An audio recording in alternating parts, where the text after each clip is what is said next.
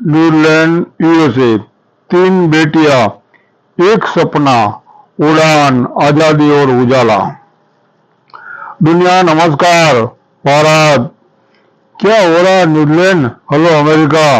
हम उस मिट्टी के लोग हैं जहां गंगा बहती है, जहां बाबुल की दुआ में परवाज छिपी होती है और जहां बेटियां सीमाओं से नहीं सपनों से जुड़ी होती है।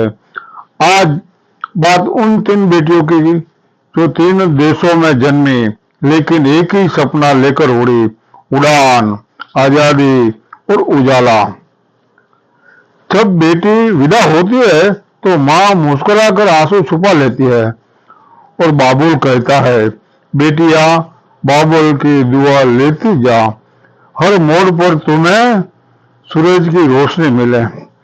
कुछ बेटियां किताबों में नहीं मिलती, वो बाबुल की दुआ में होती है, माँ की चुप्पी में पलती है और जब उड़ती है तो रोशनी बन जाती है। हम बात करते हैं भारत की बेटी सुनीता विलियम्स।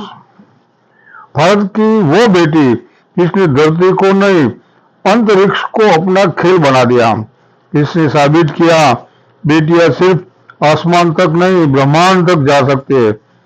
भारत की बेटी सुनीता विलियम्स जिसने धरती को छोड़कर तारों में अपना नाम रोशन किया। उनका जन्म 19 सितंबर 1965 में हुआ था। उनका पिता दीपक पुंडे गुजरात से, और आपको बता दूं मैं भी गुजरात का हूँ। एक लड़की जो अमेरिका में जन्मी फिर दिल में था हिंदुस्तान, और जब स्पेस में भारत को देखती थी उसने कहा, मैं जब स्पेस में थी तो भारत देखती तो गर्व से भर जाता था।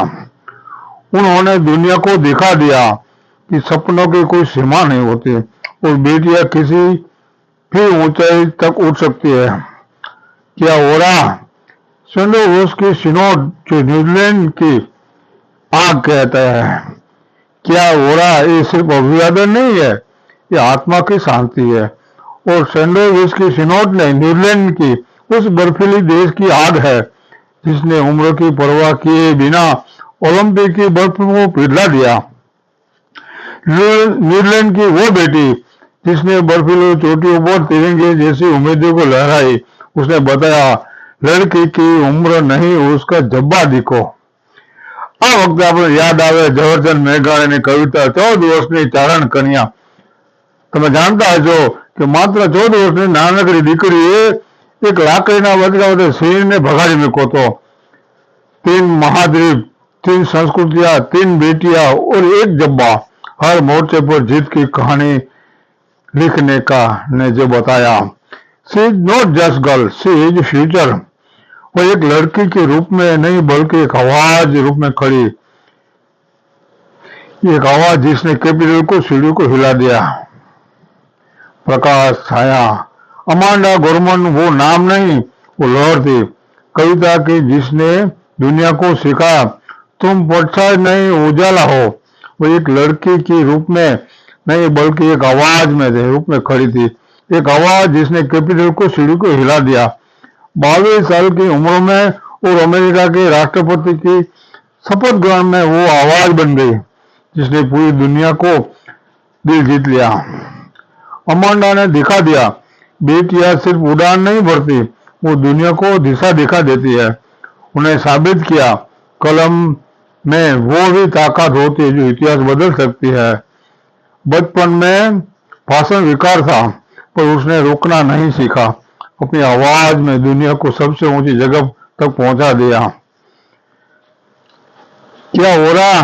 दुनिया, बेटी और सूरज, बाबुल की दुआ और माँ की चुप्पी है, और वो कविता है जो बिना शब्दों में पढ़ी जाती है। वो जब चलती है तो लकीरें नहीं रास्ते बदल देती है, क्योंकि वो बेटी है और वो बेटी खुद एक क्रांति है। ये वीडियो सिर्फ एक कहानी नहीं है, हर उस बेटी को सलाम है जो अपने देश के नाम रोशन किया करते। इंडिया, न्यूजीलैंड, यूएसए, हम सभी बेटियों को एक जैसे सपना देखते हैं, आजादी के, उड़ान के, रोशनी के और बदलाव के। और जब बेटियां उड़ती है तो बाबुल की दुआ खुद पर जाग बन जाती है। अगर तुम अपने कभी अपनी बेटी की आंखों में सपनों का अक्सर देखा है, तो ये वीडियो तुम्हारे अपना आईना है।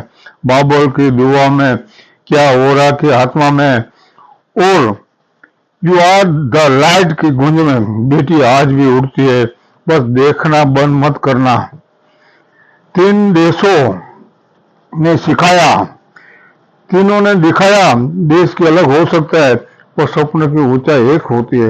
हर बेटी में वो आग होती है जो खुद उजाला बन जाती है। 3 बेटियां, एक सपना।